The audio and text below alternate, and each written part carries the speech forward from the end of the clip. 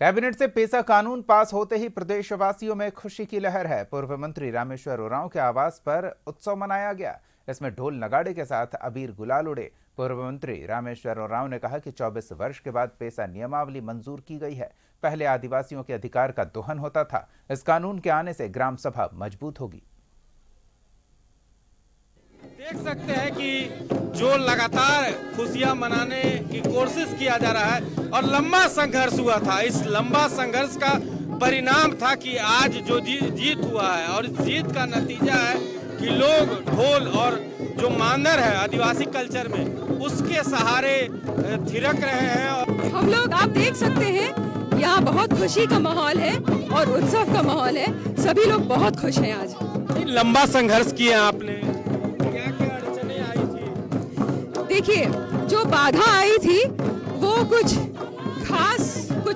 खास वर्ग से आई थी, बहुत सारी बाधाएं, और लेकिन सभी बाधाएं पर आखिर विजय पाते हुए समाज की जीत हुई है और समाज के संघर्ष की जीत हुई है।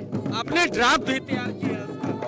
जी, मैंने अकेले नहीं किया है, उसमें टीआरआई का योगदान था और समाज के अगुवा जो आज आप देख रहे हैं, इन्होंने भी नियमावली के लिए कार्यशाला के माध्यम से कई सारे सुझाव दिए थे, तो इन सब के सुझाव को भी नियमावली में स्थान दिया गया है। इस झारखंड को ये हुए 25 साल हो गया, लेकिन आज हम लोग को ये मिला 29 साल बाद।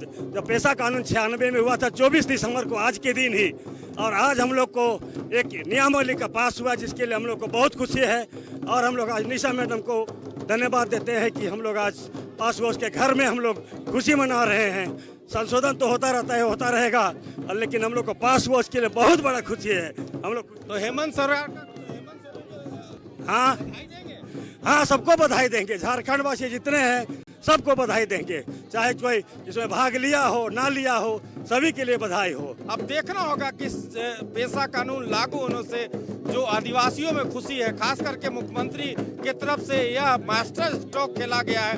एक बार फिर मुख्यमंत्री को लोग धन्यवाद दे रहे हैं। अपने सहयोगी लाल बाबू के साथ संतोष कुमार, कशिश न्यूज, रांची।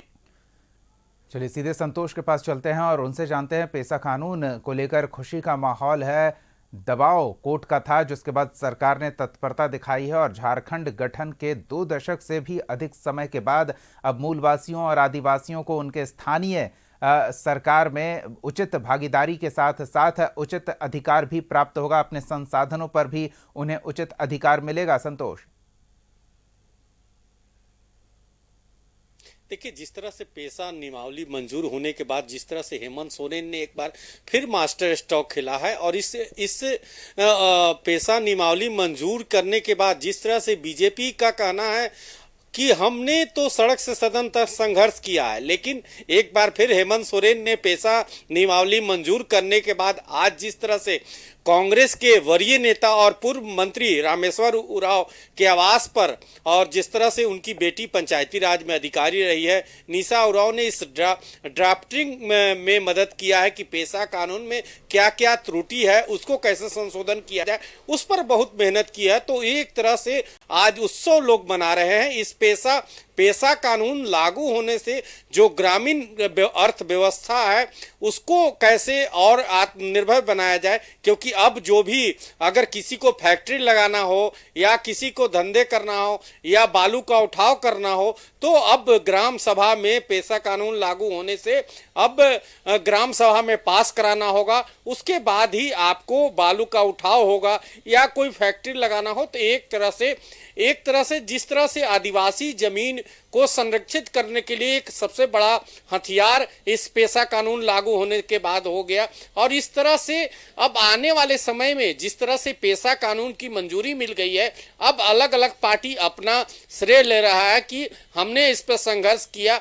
अब देखना होगा कि इस पेशा कानून के बाद आदिवासियों को जमीन बचाओ और जमीन के जिस तरह से दोहन और किस तरह से लूट खसोट होता था, उस पे क्या रुक पाती है या निमावली के बाद भी धड़ल्ले से चाहे अवैध बालू की खरीद बिक्री हो या कोई भी आकर आदिवासी जमीन पर बड़े बड़े जमीन माफिया कब्जा कर लेते हैं, तो इस पर लगाम लग सकता है। आने वाले समय में अगर इस निमावली को राज्यपाल के द्वारा मंजूरी मिल जाती है तो एक तरह से पेशा कानून जो कैबिनेट से कल हेमंत सरकार ने अध्यक्षता ने एक बड़ा पहल किया है, तो आने वाले समय में अगर गवर्नर की मंजूरी मिलने के बाद इस पेशा कानून मंजूरी मिलने के बाद अब एक तरह से संस्कृत का जो आदिवासी संस्कृति है, उसका जो जमीन है, उसका अधिकार है, उस जो वंचित है, उससे अब जो पेशा कानून है अपने ग्राम सभा कर